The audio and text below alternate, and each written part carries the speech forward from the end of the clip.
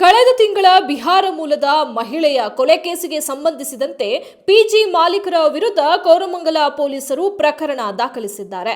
ಕೋರಮಂಗಲದ ಪಿಜಿಯಲ್ಲಿ ಬಿಹಾರ ಮೂಲದ ಕೃತಿ ಕುಮಾರಿ ಎಂಬ ಯುವತಿಯನ್ನು ಚಾಕುವಿನಿಂದ ಇರಿದು ಬರ್ಬರವಾಗಿ ಹತ್ಯೆ ಮಾಡಲಾಗಿತ್ತು.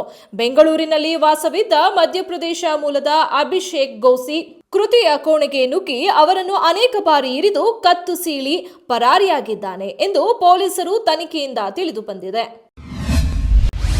ಓವರ್ಟೇಕ್ ಮಾಡಿ ಅಪಘಾತಕ್ಕೀಡಾಗಿ ಮೃತಪಟ್ಟ ಪ್ರಕರಣದಲ್ಲಿ ಹೆಚ್ಚಿನ ಪರಿಹಾರ ನೀಡಲು ನಿರಾಕರಿಸುವಂತಿಲ್ಲ ಎಂದು ಸುಪ್ರೀಂ ಕೋರ್ಟ್ ಆದೇಶ ನೀಡಿದೆ.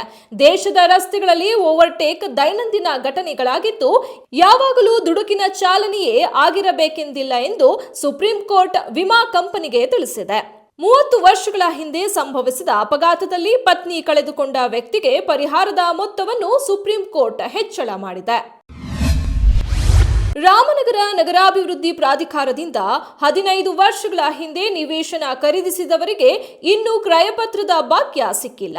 ಇಂದಲ್ಲ ನಾಳೆ ಕ್ರಯಪತ್ರ ಕೈ ಸೇರಲಿದೆ ಎಂಬ ನಿರೀಕ್ಷೆಯಲ್ಲಿರುವ 1830 ಖರೀದಿದಾರರಿಗೆ ಇದುವರೆಗೆ ಸಿಹಿ ಸುದ್ದಿ ಸಿಕ್ಕಿಲ್ಲ.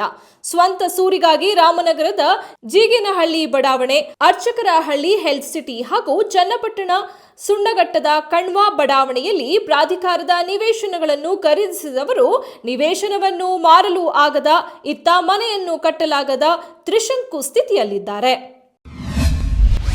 ಖ್ಯಾತ ಹಿನ್ನೆಲೆ ಗಾಯಕಿ ಹಾಗೂ ಪದ್ಮಭೂಷಣ ಪ್ರಶಸ್ತಿ ಪುರಸ್ಕೃತೆ ಪಿ. ಸುಶೀಲಾ ಅವರ ಆರೋಗ್ಯದಲ್ಲಿ ಏರುಪೇರಾಗಿದ್ದು ಅವರನ್ನು ಚೆನ್ನೈನ ಕಾವೇರಿ ಆಸ್ಪತ್ರೆಗೆ ದಾಖಲಿಸಲಾಗಿದೆ ಎಂದು ಕುಟುಂಬ ಮೂಲಗಳು ಮಾಹಿತಿ ನೀಡಿವೆ. ಪಿ. ಸುಶೀಲಾ ಅವರು ಕಳೆದ ಕೆಲ ದಿನಗಳಿಂದ ಅನಾರೋಗ್ಯದಿಂದ ಬಳಲುತ್ತಿದ್ದರು ಎನ್ನಲಾಗಿದ್ದು, ಶನಿವಾರ ತಡರಾತ್ರಿ ಆರೋಗ್ಯದಲ್ಲಿ ಏರುಪೇರಾದ ಹಿನ್ನೆಲೆಯಲ್ಲಿ ಅವರನ್ನು ಆಸ್ಪತ್ರೆಗೆ ದಾಖಲು ಮಾಡಲಾಗಿದ್ದು ವೈದ್ಯರು ಸೂಕ್ತ ಚಿಕಿತ್ಸೆ ನೀಡುತ್ತಿದ್ದು ಸದ್ಯ ಆರೋಗ್ಯದಲ್ಲಿ ಚೇತರಿಕೆ ಕಂಡುಬಂದಿದೆ ಎಂದು ವೈದ್ಯರು ಮಾಹಿತಿ ನೀಡಿದ್ದಾರೆ.